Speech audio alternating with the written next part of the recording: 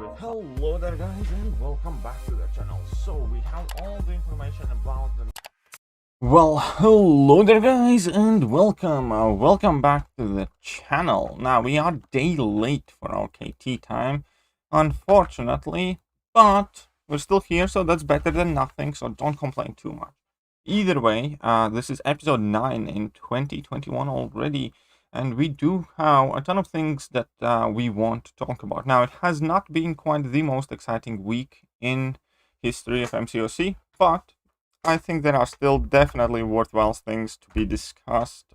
So, as always, during KT time, we do read the chat messages. However, it is much more podcast style show than anything else. So unless it's very, very important, it's something that we're missing out, or it's like very, very wise input, we're typically not going to be replying to the chat. If anything, we're going to be quickly typing in a quick reply as the other host talks. Speaking of the other hosts, we do need to definitely say hello to Mando, who is obviously back again, co-hosting KT time. And yeah, we have a ton of things we need to go through, and we might as well get started. Right? Yes, sir. I'm ready to go. Perfect. So the first thing that we can talk about is quite obvious in my opinion, and it is all about the incursion changes, right? So that's wrong window here. So we do have new hacks, and we have this 36 stone zone 20 goal milestone thing, and what has... Well, what's your... I know you're not the biggest incursion guy yourself. Have you tried out any of the hacks? Yeah. What have you noticed from people's streams? Because a ton of people have been streaming them and stuff. Yeah, I've only seen I've only know of them by the streaming. I haven't done any myself. Incursions is just not something I find fun because it takes so much time, and one mess up could destroy it. And anyway, long story short, they look interesting. Strategic movement has been said to be broken for some things, just meaning like it just destroys stuff. With, honestly, the more I kind of think about it, the less I'm a fan of that one. But okay, so strategic movement definitely has... yeah, that's the one I've heard most people talk about. However, I know that you used it a little bit, but I know that you had some other ones you thought were better. But overall, I mean, they don't look horrible. They look interesting. They do exactly what Incursions is supposed to do, which encourages a different way to play and a way to give yourself like nodes against opponents that get tougher as you go on. So, I mean, good, more variety, different things to do after having Incursions for about a year now, I want to say. I think there was dungeons up until like... Oh yeah, has it? And maybe I think it has been more. I don't know. I thought Incursions came out last year, but I could be wrong. It could have been a year before. But either way, it definitely looks interesting. I remember Dungeons, and they were quicker, but Incursions has been where it's at. I tried it when it first came out. It didn't really fit my play style because I don't know. I'm sure I need to go back to it and try it again. But it looks interesting, and of course with the solo objectives right now, it's also very interesting for them doing that. So... overall, I think it's a positive. What is your thought on actually playing it now? Well, it's different. There are things that I like more, and there are things that I like less. Obviously, I have noticed some of the new hacks are quite cool that I definitely enjoy and like a lot. For instance, degeneration upgrade is very cool, especially if you combine it with some of the hacks that lets you inflict extra degen, or like with cable or something. That can be very interesting because it's very potent upgrade, plus 50% damage and plus 50% duration, so it basically gives you mega degeneration. And then there is also just 50% damage on degenerations. And one of my favorites was this 50% increased stun duration that gave you like insanely long stuns, and that was like super helpful. Didn't mess about too much with the armor up ones yet.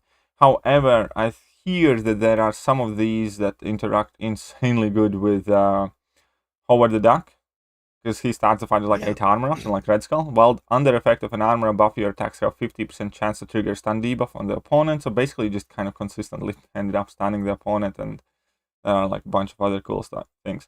The things that I do like the most, I think, that have been added is this hemostatic charge. Activating a bleed applies a power sting debuff lasting 15 seconds. If the opponent has 3 or more power sting debuff, they are taunted and special 3 locked. That is seemingly very crazy with a lot of bleed champions like Nick Fury, and could be insanely fun with Carnage, because Carnage could just shred through some stuff, and I look forward to messing about with this buff in particular a lot more in future, as well as I'm a huge fan of this Toxic Advance, where heavy attacks, unstoppable or unblockable attacks have 50% increased chance to grant an armor a buff, giving 1000 armor rating and lasting 15 seconds. Wait, that's actually the wrong one. I wanted to say I'm a huge fan of this one, Entropic Shield, my bad. Performing a well-timed block or auto-block increases block proficiency by 1000 and causes bleed debuff on the opponent lasting 5 seconds. Now that's insanely useful because in later incursion rooms you take a ton of block damage, and having that extra block proficiency plus a way to bleed your opponents without striking them is basically kind of like any champion can become like a bit of a blade or something. And if you have hacks that interact with debuffs or bleeds or something like that, it can lead to some very fun and crazy things in there. Now there is the strategic movement that everybody is seemingly a very big fan of, and I'm going to explain why I'm personally not the biggest fan of it, maybe outside of using Quake or few champions. It's pretty much kind of like a similar or same reason I don't like Stark Enhanced Spider-Man. Is that whole mechanic of purposely trying to dex as much as you can and evade. It just often ends you getting cornered, and then you get caught, and it's in my head it's often kind of like inviting a mistake to happen. Now there is a definitely huge upside because you can get a huge attack increase on hits, and people have been dropping some massive special attacks and heavy attacks, and that's always cool. It's just not something I would like to do over and over again in a game mode where as soon as one slip up can get you KO'd immediately. So I understand why people like it, but for me personally, I don't know if it's going to be my favorite. Obviously, maybe after I play more about with it could change. But there are definite negatives as well that I don't think enough people are addressing. And the negatives of the changes here that I noticed 100% definitely is that now with more of these hacks, especially more of these like boss hacks, boss nodes, it's a lot harder to kind of like get the one that you're looking for, right? And typically when you bring in champions in incursions, you do have 2-3 of the hacks that you ideally kind of like plan on the champions. For instance, I don't know, if you use Aegon, you know for a fact that you will really want to get the buff cornucopia, or like the one, or even like not the super rare hacks, the ones that increase your attack based on the buffs that you have, and something like that. And now you have a lot smaller chance to actually get the hacks that you want at all, let alone frequently or ensure some significant uptime on that. And one of the things that I noticed that because some of the new hacks especially are very specific. For instance, whenever power sting is consumed, gain a prowess buff. Now 99% or 95 or 98% of the champions do not have access to power sting. And this hack is effective only if you apply it together with that if inflicting a bleed debuff, it applies power sting. But even then it still leaves out quite a few champions. So they work very well together, but they do not work well at all for most champions in most cases, unless you can kind of like grab them together.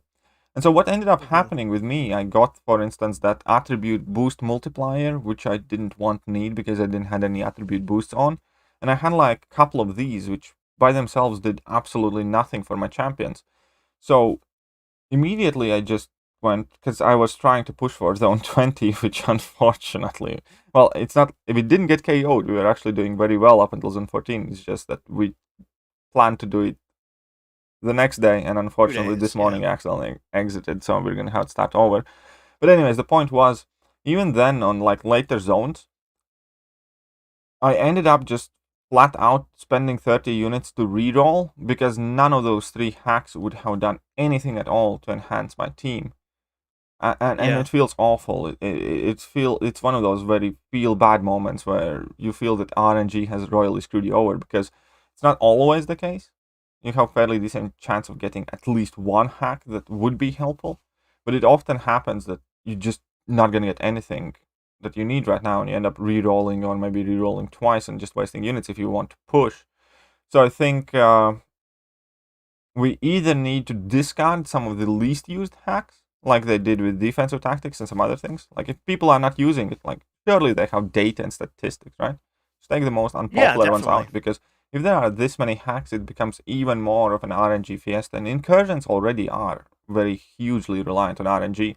It's because Zone 15 can be harder and unpassable than some other people's Zone 20, for example. It all depends on what champions you get with what node combinations, and that has always been one of my biggest kind of like gripes against Incursions, and that not really being comparable to anybody else's experience, because if you get lucky, for instance, opponents can get Tyranny node on a hero champion, they never gain any power, and you can in Zone 15 or 20 just spam heavy attacks against the wall, and that fight's done. If you get lucky, because Incursions themselves are extremely RNG reliant. And with this addition of extra hacks, they have become ever so significantly more RNG reliant. And therefore, I think that the only reasonable thing is to do here is either significantly reduce the amount of hacks that are here and then keep rotating them, as in like every month have a different set or something, kind of like thematic. Yeah. Or just increase the amount of choices that are visible to you every time you open like that hack box, and from 3 to 5 or something. Because if you can pick out a 5, surely at least one of them is probably going to be helpful. It would be very, very unlikely that none of them would help you at all. So I think that is something that definitely needs to be addressed if Kabam ever wants Incursions to be kind of like popular game mode. Because currently it's just far too random and you can't plan for it. Yeah, exactly. Like you can have the best strategy in mind, and if you bring in specific champions, and if you don't get any of the hacks that support your champions, because there is not a single champion in the game that works well with every single hack. There is not a champion that has access to power stings by himself, to bleed, to degen, to prowess, to armor buffs. You know, like all of them are designed for a specific set of champions, and if you're not getting the right hacks. I mean, devil's advocate here, I see why they did it the way they did it, because what they're wanting to do is, like what happened with you yesterday. Yeah, it cost you 30 units to re-roll the hacks because you had nothing that would help your team. But they're looking at it as, well, that's 30 units they may have not spent otherwise. And that means that, we get 10 people to do that. That's 300 units worth. I understand where you're coming from, but I inherently do not think that is their priority at the moment, to be honest. No, I'm sure because not. I think their priority right now is to get more people interested in it overall.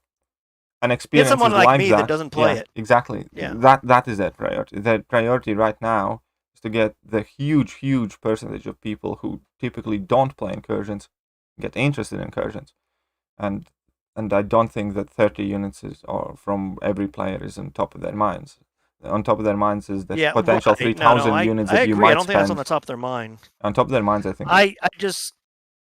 I feel like everything that's been done the positive way, from what I'm hearing about the takeaways about, some things are like even, what was it, the shock fists, whatever it was? Yeah, it's not like every hit now or something like that? No, it's basically Lightning Fist and that other one, the Fire Fist, the Pyrokinetics. Both of them are way worse than they used to be. Yeah, that's what I heard. They changed something that why change that? Yeah, I can. So here are the changes. I can quickly explain if somebody had noticed. Basically, previously Pyrokinetics worked on medium hits and Lightning Fist worked on light hits, and basically you had a set amount of chance to like a percentage. Yeah, like to activate that on every hit of that nature that you perform. So, for instance, if you go medium, light, you had 4 chances to trigger the Lightning Fist, and potentially, let's say, if you had increased ability accuracy, and you had the increased ability accuracy on light hits, and a bunch of other hacks that you could pick up, in one combo, you could potentially get 4 shock debuffs on opponent. Or if with medium hits as well, each medium hit had a chance to activate that Incinerate, so if you go medium, light, medium, in that short amount of combo, you had 2 ability triggers to potentially activate that Incinerate. And now it is only once at the end of the combo, and it's so much worse. It's such a huge nerf. Yeah, that's a huge difference. Yeah, they increased the damage they do. Okay. But it's still for many abilities, it's a lot worse, because there are a lot of hacks that activate whenever you inflict damage or time debuff. There are champions who benefit from having more shock debuffs on opponent, like Hulkbuster, for instance. He gains extra attack, so on and so forth. And like Iron Man Infinity War combines shock and incinerate into plasma, and that was a lot easier to be done with these hacks. And all of these kind of very cool interactions have been nerfed to the ground.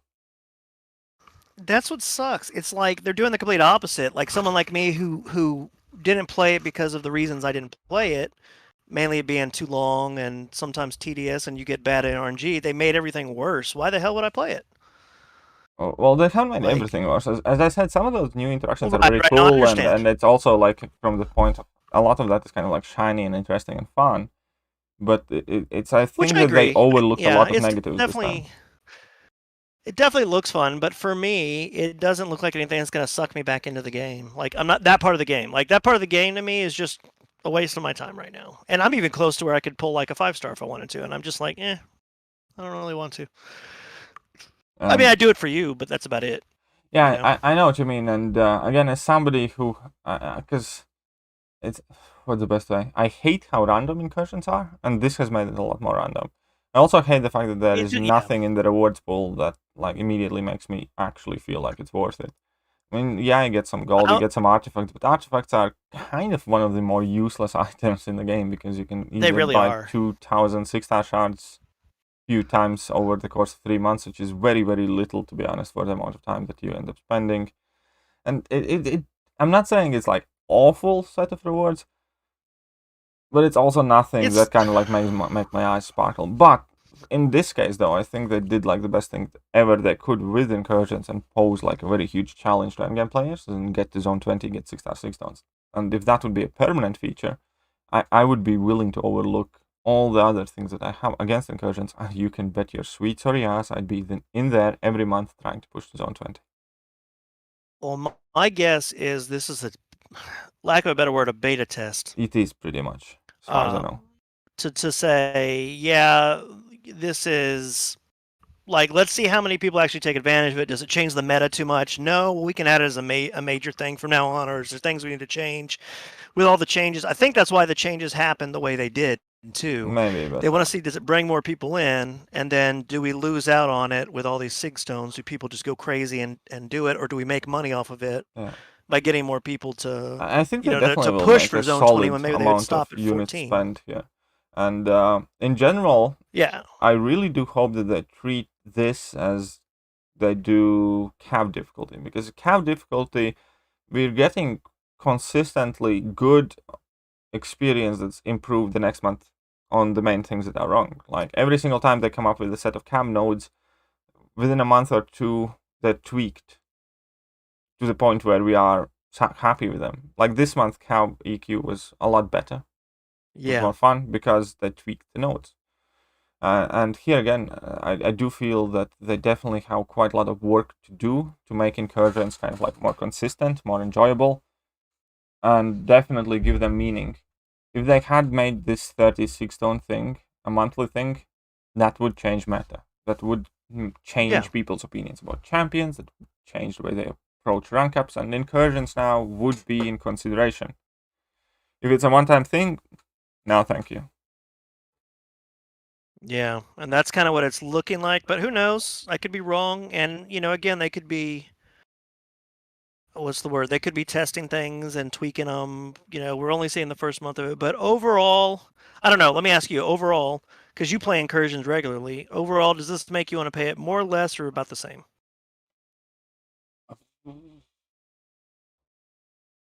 Without the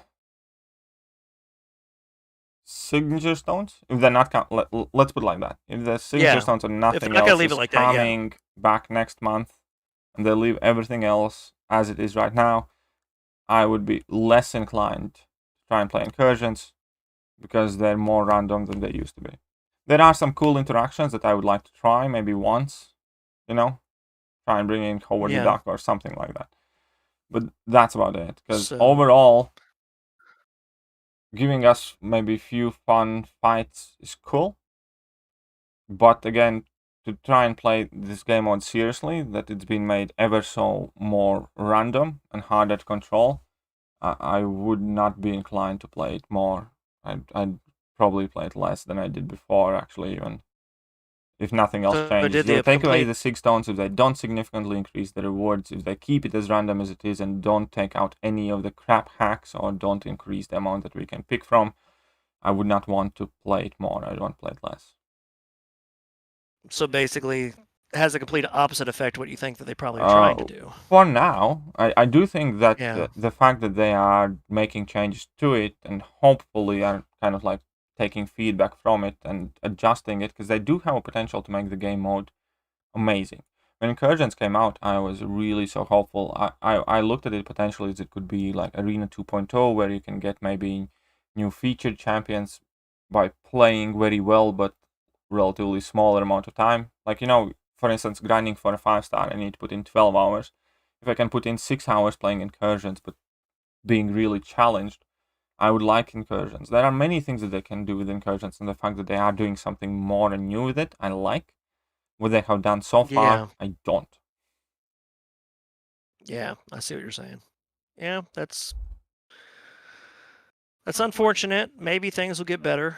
I guess we'll just have to wait and see, kind of thing. Yeah, exactly. Especially because like you do an Incursion run, you don't get any like immediate benefit. Okay, you get some gold and like few tidbits of shards here and there, but you need to do like 3 Incursions runs to get a 5-star crystal. That's irrelevant.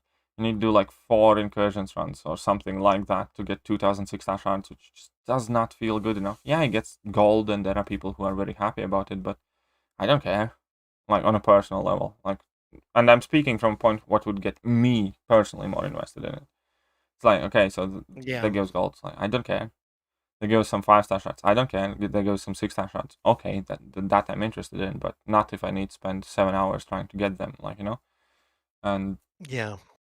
Yeah, okay, they offer tier 5 CC and tier 5 basic or 6-star signature stones and things like that. Oh, okay, then you have my interest.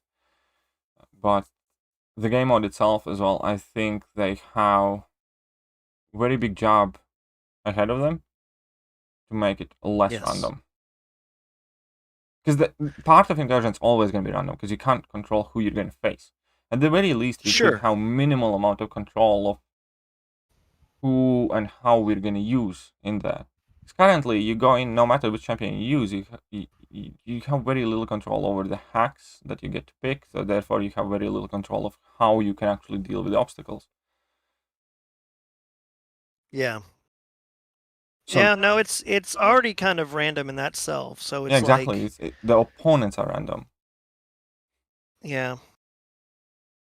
That's I don't have a way. I don't have anything I could think of to fix it myself. Like there's something they're gonna have to work on. Well, I think, well, again, redesigning the whole artifact store is one thing.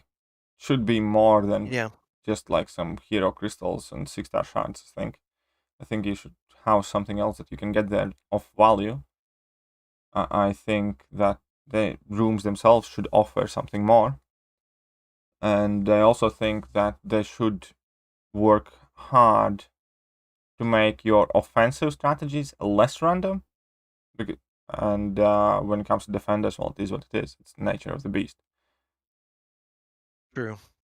But okay, That's very true. that's about Incursion. So I do like the fact that they are doing stuff with them, because I do think that Incursions is like the biggest what if game mode in Kabam, where I do feel that the game mode itself has a ton of potential. They could do tournaments in it, they could do solo mode in it, which I believe many people would love.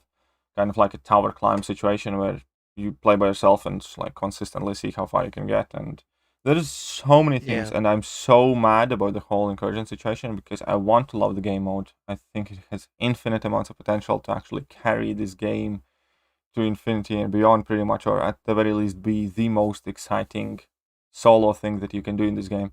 But they're constantly fucking it up. I cannot stress it enough. Starting from when dungeons were announced till where we're now, constantly fucking this shit up. Yeah. We should send them a little note and just say stop it. Yeah, exactly. Because this could have been anything. It could have been new version of Arena. It could be solo challenge mode. It could be some sort of prestige race. It could be a ton of different things. But it's none of them because it's very random, because it's very specific, because it's just not worth it for many. You're exaggerating? Well, maybe Yes, I'm... very not much somebody worth it. saying I'm exaggerating. Maybe I am exaggerating, but I genuinely feel that this is a very huge wasted potential pit. Especially as well how much Kabam hyped it all up. Like, as in, like, that was the biggest I thing. will not lie, they hyped the shit out They of it when it hyped was the coming crap out. out of Incursions, Like, and they it had... was presented this, like, this is going to be the next coming of Jesus, pretty much, or something, yeah? And it just isn't, and it just wasn't. And the only reason it isn't is because they are too tight on rewards, and because they're not giving this game mode enough love. I do feel like the rewards are just not worth it, in my opinion. And with the 6 stars, they're intriguing. The 6-star shard, not shards, 6 stones, they're intriguing. But it was also announced as being generic, and now they're stones, which is fine. But at the same time, it's like it's still not enough to me to get off my ass and play it. And spend, and I understand that. 3 to 4 hours and that of my makes me time. mad because I think Incursions could be very awesome, and they haven't made them very awesome. Yeah. They have made them all right at best of times.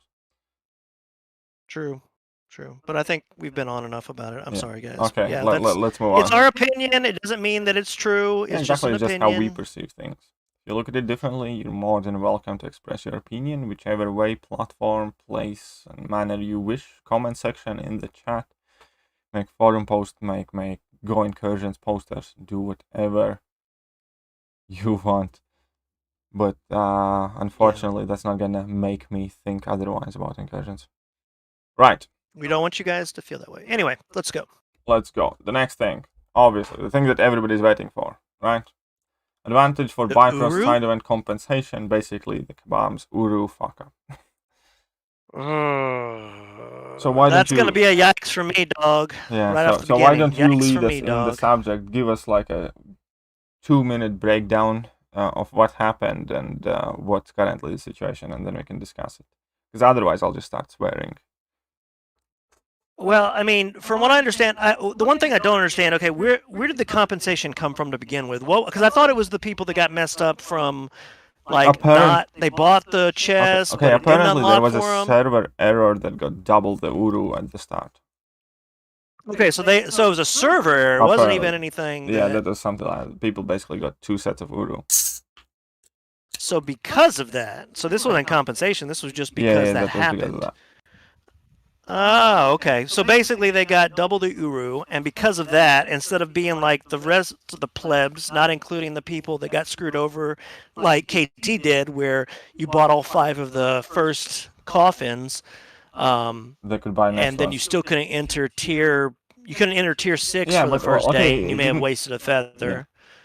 Yeah. Instead, my mic isn't echoing. It's KT. He has me turned up, I guess, too much. Can you turn it down a little bit? Yeah, I just did. But basically what it comes down to is some people were given double the amount of Uru to start than what we were given as like Thronebreakers or Cavalier or Uncollected. They're all the same. So they're given double the Uru, which allowed them to start at a higher tier, which in essence allows them to be at a faster pace than us. So on this timetable, for example, on the 16th, they would already be going to tier 9, which would be today. They'd be able to go, or tomorrow, they'd be going to tier 9 versus the most of us, I think, are still stuck in tier 8 for another... I think the 17th is the key date here, because at 17th they unlock tier 10, whilst we're still at basically, tier 8. I'm sorry, I apologize. They unlock tier 10 on the 17th. So in 2 days, they would have tier 10 unlocked, whereas the rest of us, it's going to be another week and a half before we get to tier 10. Nearly 2 weeks. It's going to be extra 13 days. So yeah, so basically they're able to do tier 10 for over half of the month. Yes, and obviously every time you do tier the rest 10, of us can do like... And just so people are aware, how many days can they do it? They can do it extra 13 days. We're meant to be able to do it 7 or 8 days, something like that. I think 8 days. We're meant to be able to do it 8 days, so they're going to be able to do it 21 days or something. Yeah, they're able to do it basically 3 weeks instead of the week and a day. Yeah. So we can see that every time you do that tier 10, you get 4,500 TFI basic fragments, 2 5-star plus 5 6 stones, so like 10 signature levels on a 5-star, which is something, but again, depends on progression. Some ISO, and perhaps most importantly, they get also a tier 5 class catalyst fragment crystal 2%. So they get 13 extra of these, basically everybody was meant to get 7 of these, which would Was it? Yeah. make it 20% together with the 3 that you get from buying a casket. So we were meant to get 20% tier 5 CC total from this event. And there is a group of players that will be able to get 46% of tier 5 CC because they access earlier tiers. The way their advantage effectively works, because the fact that somebody got extra Uru effectively is meaningless at the end of the month, because it doesn't matter how much you have left over, if any. But the thing that matters is that they don't have to spend their feathers at tier 8 and tier 7.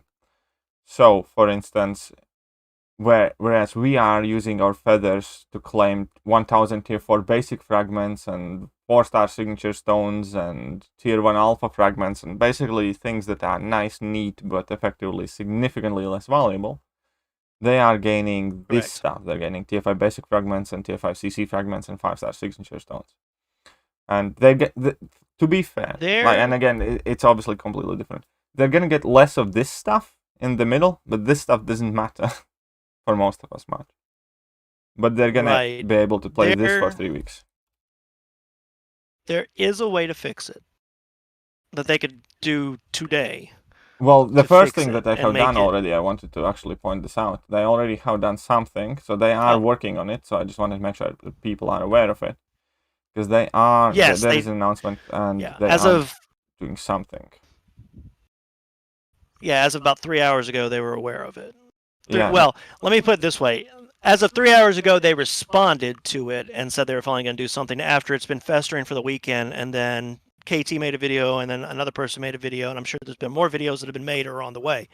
So the thing to know, I look at it as 2 different ways. You don't have to ban accounts. It's not their fault. Yeah, that's Kabam's Okay, it's not their fault because it's Kabam.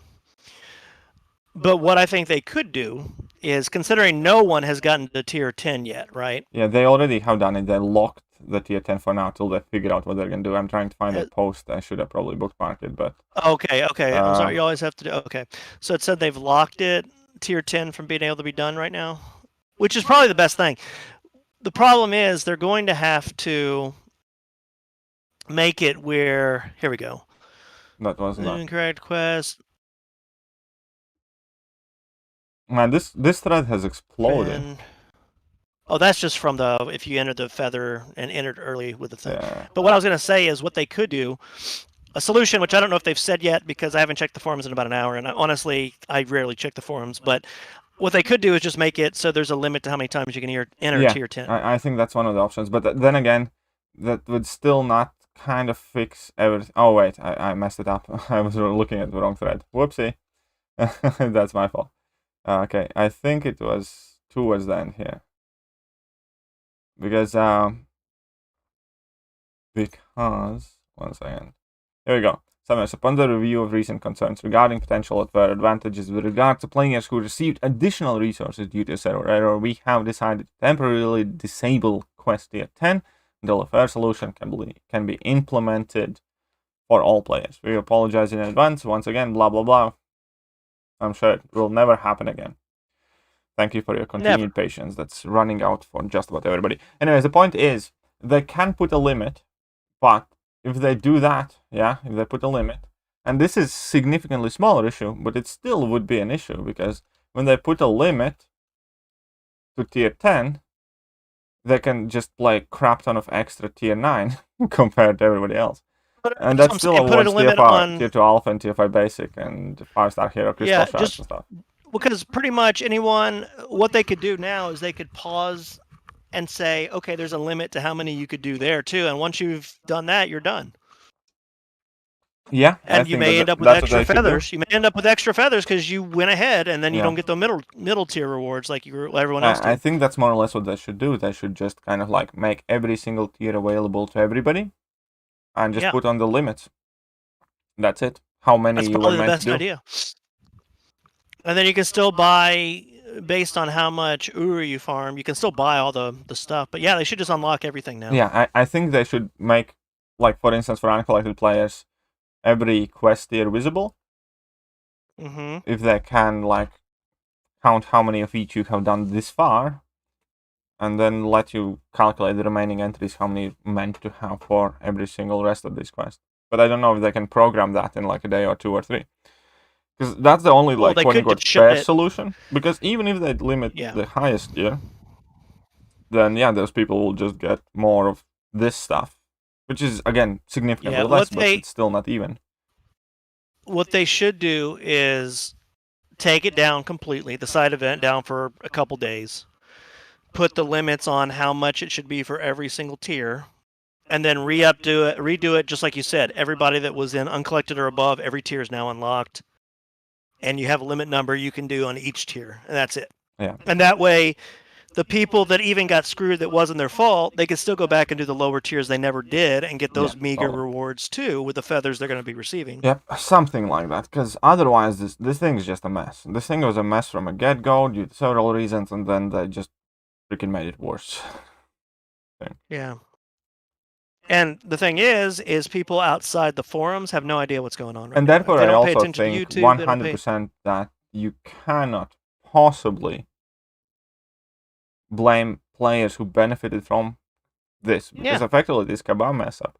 Chances are that the majority of those people don't even go on forums or watch videos, stuff like that. Just go, okay, cool, Uru, whatever. Oh, I can buy stuff with it. Like, you know, it's probably just like very straightforward, not malicious thinking. Here is the thing. For instance, with Mutant Treasure Island, you could clearly understand that it is an exploit, right? If you go all the time for the same path that you unlocked and you keep getting rewards for nothing, versus just kind of like getting pushed slightly further ahead. If you don't read or watch videos and you don't follow forums actively, you have no real idea exactly how far you're meant to be, kind of thing. Yeah. So I don't think that people who are benefiting from this has done or are doing anything wrong. Whether they're aware of this fact that they're ahead of other players or whether they're not aware of it. But that definitely is not some sort of malicious thing of their doing. It's just a pure crazy amount of incompetence that's been showcased here. Yeah, the only reason why it hasn't been taken advantage yet is because they set up the tier system to unlock after you do a certain amount, and there's nothing to, like, the only thing preventing them from instantly being in tier 10 now is the fact they only get 1 feather a day, and they haven't had enough feathers to get the Uru needed. Yeah. 17th is when the people who got the extra Uru would get to tier 10. So they need 2 more feathers basically. They're getting. And if they were one of the people screwed over by the feather thing and they used one, maybe they may be able to get there tomorrow. But either way, yeah, it's just stupid. That's what they should do. They should just pause it for 2 days, say sorry everybody, can't do it, you know, give everybody 1K in gold as, you know, having to wait 2 days, and then you get, and I'm joking about that, they don't have to give a shit, but they basically just redo the quest where everything has a number, number of times you can enter it, regardless of what, and then unlock everything, and then go to town. But yeah, well, that is probably the main thing. But ultimately, yeah, there is a situation where Kabam can approach this in 2 different ways at end of the day, right? Either they will make sure that nobody gets anything extra at all whatsoever, or they will make sure that people get something sent out, which I don't think is going to happen, which is something that they have done in the past, to be fair, with like them rifts and some other stuff. Remember when we got some like extra? Yeah, I remember they actually did, but I don't see them saying, okay, we're going to leave everything like it is. But exactly. And you have everybody's getting an extra 16%. 26%. But yeah, I don't see them giving to everybody 26% TF5 CC. I don't see them giving everybody 26% a part. 1.3 TF5 basics, because they can easily charge $100 or more for it. Right? Yeah. So that is the current situation. It's actually, well, we can't really... I just don't see that happening. Comment too much on what's going to happen, obviously, because it's still unfolding and it's a relatively recent thing when it's kind of like being shined attention to, even though the problem obviously persisted from day one. Yeah, absolutely. And yeah, we'll just have to wait and see how it unfolds. Once we do have a solution, I'll probably or possibly make a video depending on what it is and what happens, and we can possibly discuss it in the next week's KT time. Right, but yeah, I'm thinking we're probably not going to know anything before then. Yeah, well, we'll see what happens, anyways. But it's just, yeah, we kind of like went over the situation. For the people who didn't understand, it's fairly straightforward. There are people who got extra Uru. That extra Uru resulted in those same people unlocking higher gauntlets quicker. Here is a timetable that you can check out at how far ahead they are to the rest of us. So the normal track is here on the left side. That's the one that I'm forced to follow, and most of you are forced to follow. And the right side is the people that got those extra Uru. And this is how many times they can run extra tier 10 compared to us. And then you can see how much more they are getting, as in like 26% TF5 CC, 1.3% TF5 basic, and a whole chunk of extra signature stones and stuff like that. So hopefully it gets addressed in a reasonable manner and they don't mess up that as well. But now, yeah, we can quickly talk slightly about Odin, because we don't have much more information. However, we do know that all of the information about Odin is going to get dropped tomorrow. So basically in about 21 hours from now, or 19 hours, or 20 hours from now, something like that. Like the regular time. Yeah. Yeah.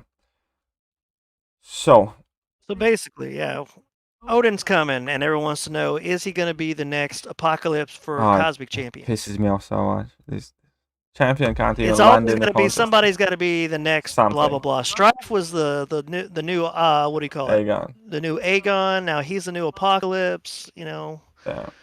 Whatever. What do you think about Odin? What's your prediction, speculation? I mean, I'm worried. He sounds like he could. He doesn't have any immunities. That's one thing I'm worried about. Like in just the base kit of the character.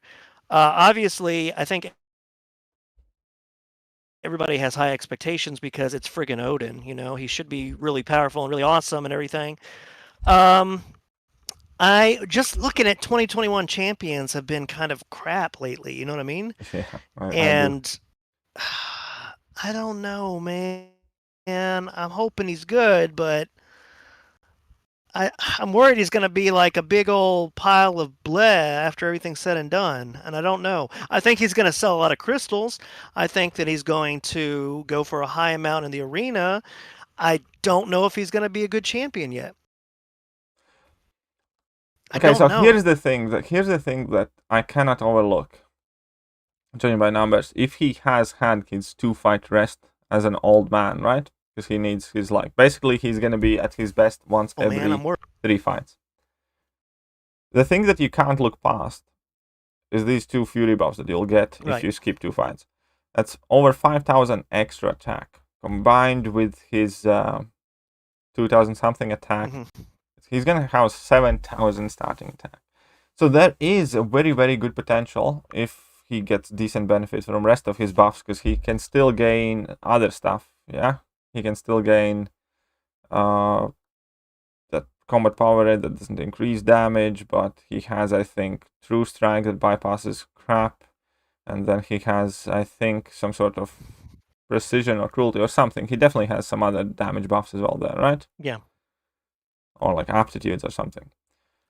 So if all of that adds together, it could be very, very, very sweet damage. If it doesn't, it could. If he realistically, if he doesn't have great damage, I doubt he's going to be an amazing champion because of lack of immunities and also evidently not overly huge amount of utility. That pre-fight is very intriguing though. But no matter what happens tomorrow, no matter how good his numbers actually turn out to be, and that by extension will show us how good or bad Odin is going to be. Because increasingly I'm getting more and more worried about this entire trend, and every champion that comes out gets overhyped and then discarded a week later by the same people who do it over and over and over again. And for fuck's sake, when Jubilee was coming out, the thumbnails even featured like God tier or utility beast or shit like that, and who the hell uses Jubilee for anything, right? Yeah, right. I mean, if you like Jubilee, that's fine, but I'm saying she's not going to make any meta impact or any meta impact. Now, the thing that I want to talk, and I'm probably going to make a fairly serious video going over some maybe less so pleasant personal details as well. You need to stop glorifying the new and shiny. And these hype trains, some of them are well-founded, and most of them are not. And when I personally review the characters, I understand the weight it may have on other people, and the fact that people will often make decisions based on what I have to say about the champions. Therefore, I feel very cautious when I do celebrate and praise the champions. And I only say the champion's going to be amazing and stuff like that when I mean it. I might be right or wrong, obviously, as anybody else. But I'm never, ever going to say that this next champion is going to be fucking beyond Beyonce tier busted mega god something, if I don't think so. Even if I think he's going to be amazing, I typically don't use that kind of language, but that's beside the point. What I'm trying to say here is that even if he's good, think about how big of an impact he will or will not have on your account. Like, relatively, look back at last year. We have, at best, 5 champions from 2020 that are, like, actually giving your account some significant width and ability. The rest of the champions in 2020 are, like, nice, neat to have, but not necessary. Even, like, Cosmic Ghost Rider, who's praised by everything. Cosmic Ghost Rider is a fantastic champion, but he's not really something that you absolutely must have. If you don't have Cosmic Ghost Rider, but you have, like, most of the other champions somebody else has, there's not a single piece of content that other person who has Cosmic Ghost Rider can do that you can't. Even though Cosmic Ghost Rider is well worth chasing, because he's a very fun champion. And the same thing with most of the champions in 2020. A lot of them are fun, a lot of them are cool, a lot of them are interesting, but a lot of them are not worth dropping your WAD, maxing out your credit card, or spending the money that you potentially do not have. And even if they are, I think it's better to first make sure that they are good. Because when you go for a champion in Crystals, for instance, you gamble. But if you go for a champion that you think might be good, but are not sure that will be good, you're not making a single gamble, you're making 2 gambles. You're gambling trying to get it, and even if you get it, it might mean absolutely nothing. And don't do it just because somebody else said that it's a good champion. Do it because you think it's something that you want. And that is definitely the most important thing, especially because Odin is a big character that I wanted to talk about. Because I know for tomorrow is probably going to be early access bundle. I know tomorrow we're going to get a ton of information drop. And I hope, as time goes on, this whole overhyping champions for reaction or clips or hype or whatever is going to go down. And I can understand why people do that. But at the same time, I do think that a lot of aspects behind that are extremely irresponsible. And just look at champions for what they are. Whenever somebody says somebody's going to be next Cosmic something or next Mystic something or next something, just move away from that. Because nobody's ever, like when Strife came out, nobody said it's going to be next Morningstar. He actually has probably more in common with Morningstar than he does with Aegon. From a sense that he ramps up throwing 4 or 5 special 3s, and instead of capturing shoals, he captures those charges and stuff like that. And Morningstar is also obviously good for kind of like longer type content. But not a single soul said that's the next Morningstar. You know why? Because it doesn't generate hype or clicks. That's what I think. Yeah, for sure. And again, maybe I'm wrong. Maybe there are some people who genuinely think that he looked like a spitting image of Aegon or whatever. But what I'm trying to say is, do not jump on every hype trend blindly. You can be excited for champions. I'm excited for a lot of champions. But I don't look at any champion, well, in this case, let's say, I do not look at him as next Apocalypse. No, he's going to be the first Odin. how impactful he's going to Yep. be in the contest is to be seen, to be determined over the course of several months. But don't. Yeah, it was said. Yeah. Well, anyways, I'm done.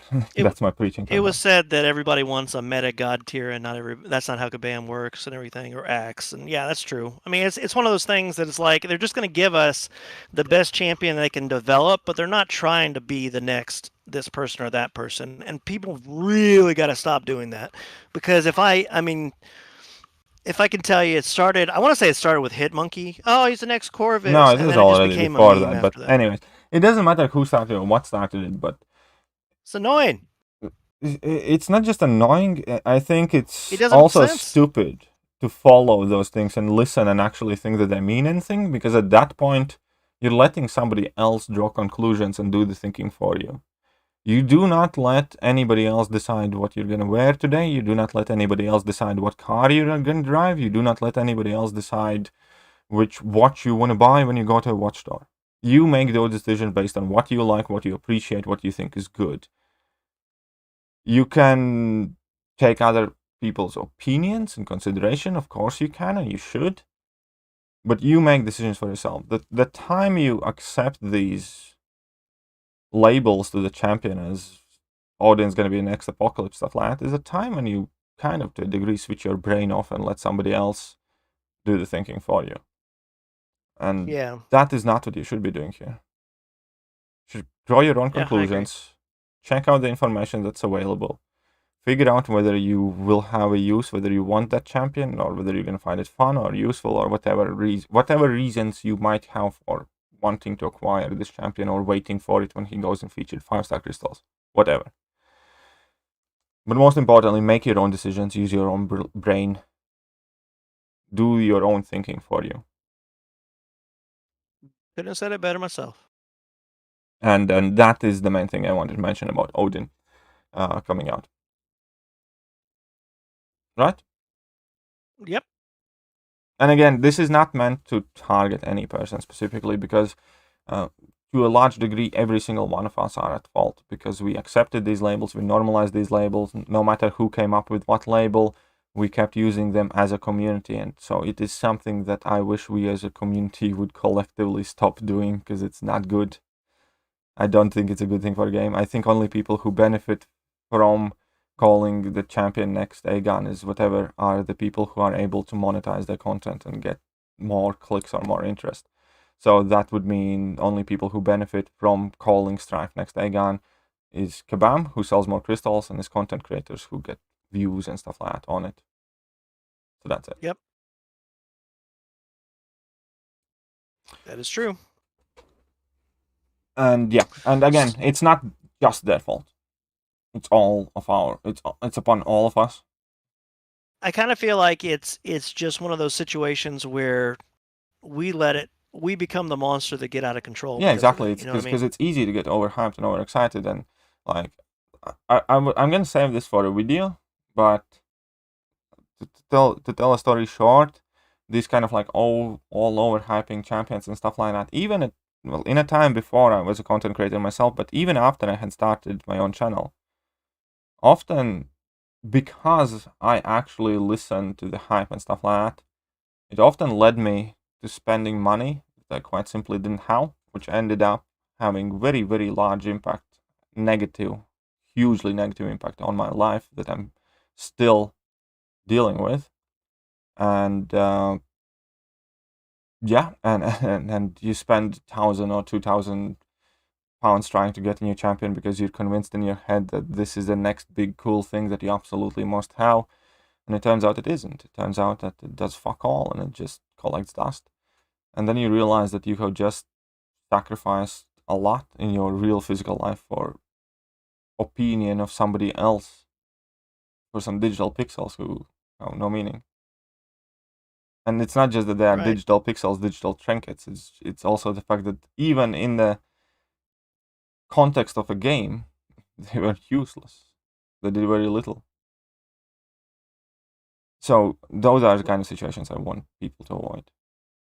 Just remember, everyone, this is a video game. You should never have to spend money for something that's digitally And I agree. if it's going to mean you live a lesser life in real life. Exactly. And I often chose the wrong decision, and there are a ton of holidays I didn't take. There are a ton of things that are significantly worse in my life because of that. And very, very, very large part of that was overhyping of the champions. The fact that everything's got here, everything's beyond insane, everything is next something, that everything is a must-have, oh my fucking god, and things like that.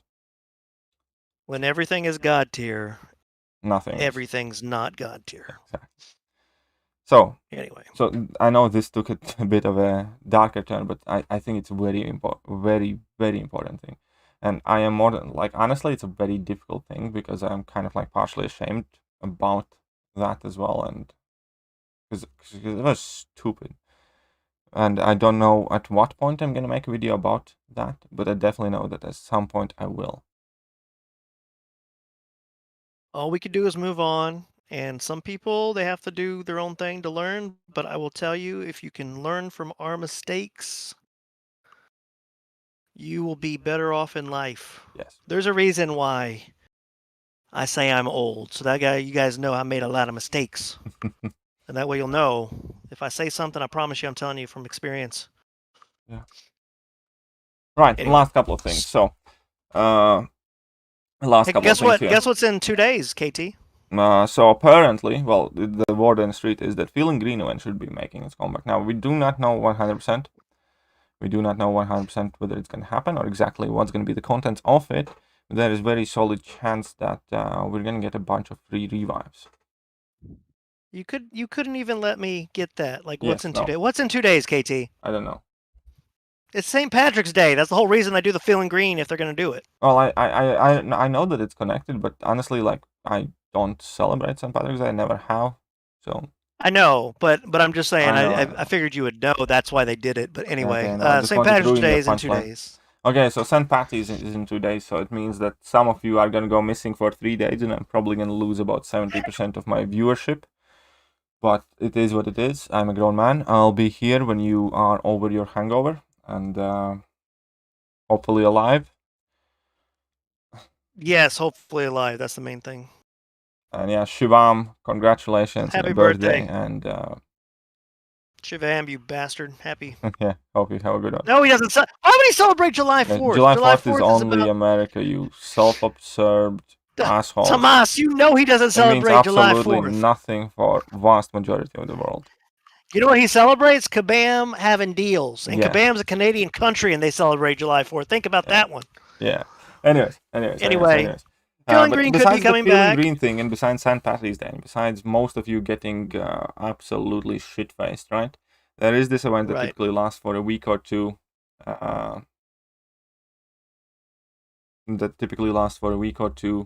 That lets you earn a very decent amount of free revives. I believe last year it was like 15 free revives, something like that. Yeah, I would say it was like 15. Yeah, that sounds about right. And I think they gave them they gave level 2s and level 1s. I don't think it was just level 1s. And yeah, so I think that is gonna be, it was 15 free revives. 15 free revives. That was a sexy time. Yeah, that's about 600 free units in revives. So many of you will hopefully get a decently good benefit of it. Look at that old KT with his old setup and wall behind him without even his KT logo. So cute. But there's another thing that I wanted to remind people of. In case it is somebody's birthday, and in case you do get some money gifted to you and you are itching to spend it on the game, my personal advice is to save it till end of next month. Because there is a very... Why is that, KT? Because there is a very, very good chance of Spring Cleaning event making its return. Yeah!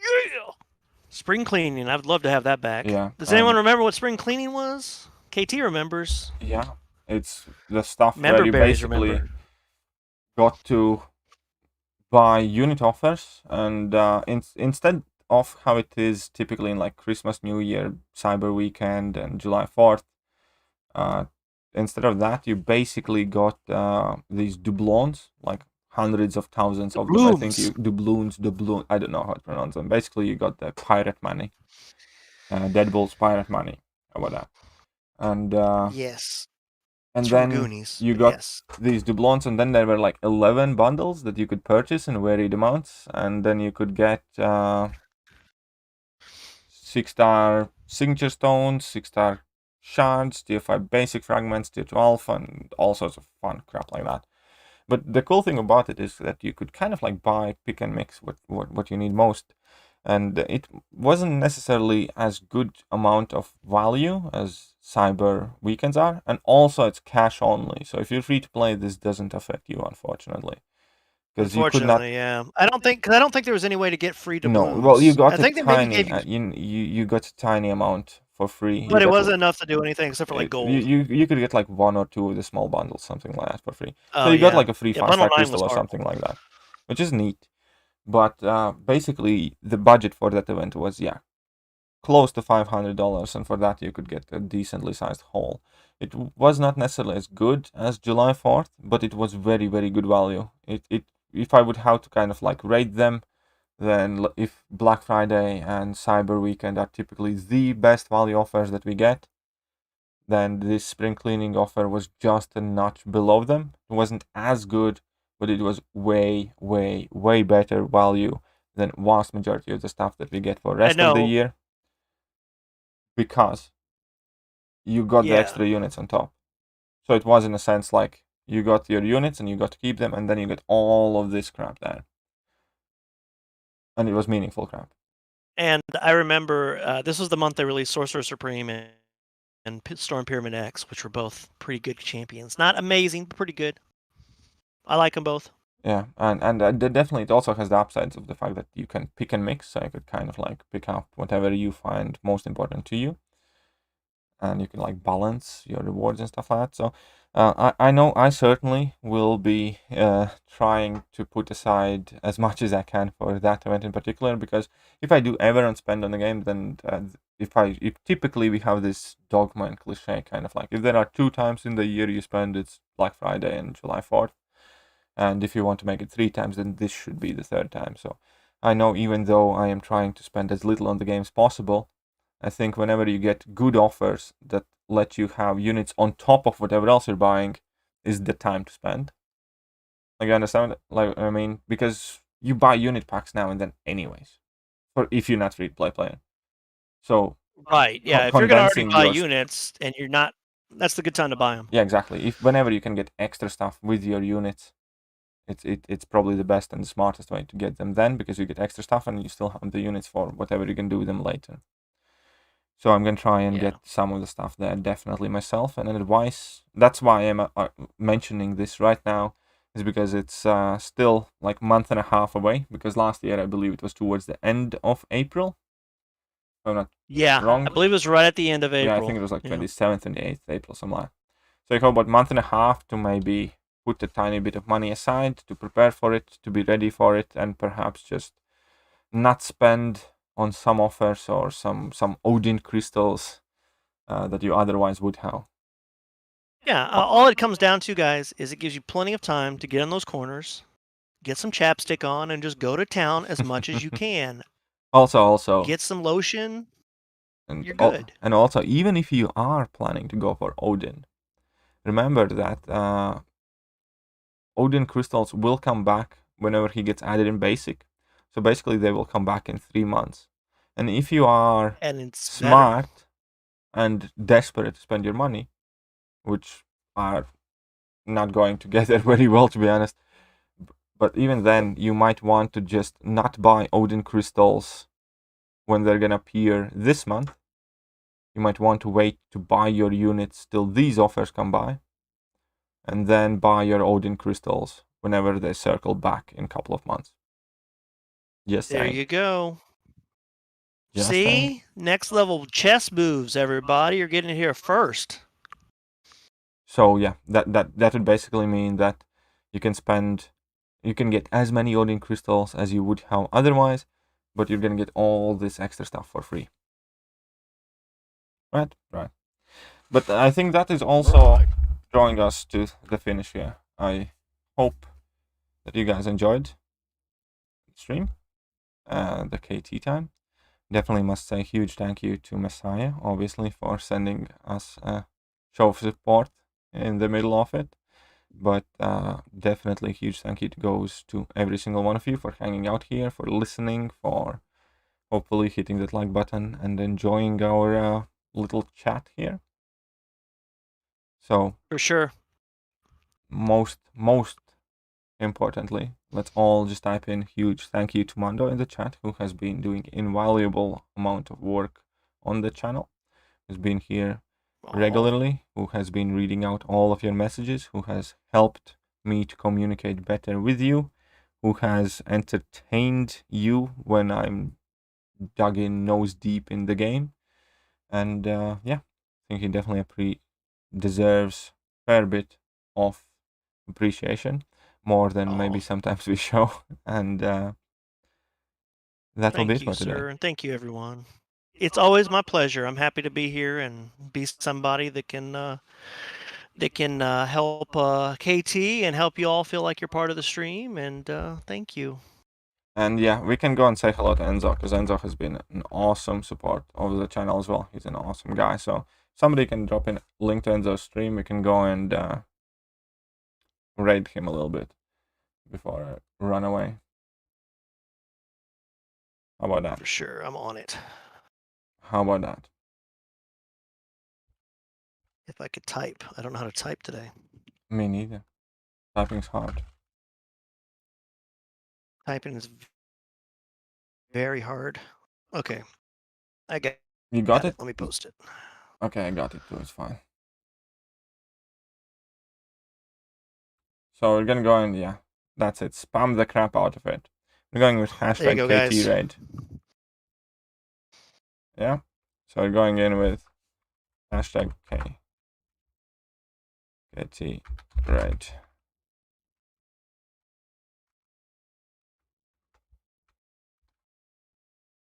Yep, there we go. So go say hello to Enzo. He's an awesome streamer. Some of the most nicest and most chill streams in existence. And we will see you tomorrow. I'll be back tomorrow morning with a regular morning and grind stream. And then we both are going to be back tomorrow afternoon with what I presume is going to be me returning to Variant 1, most likely. But yeah, now for reals. See you guys.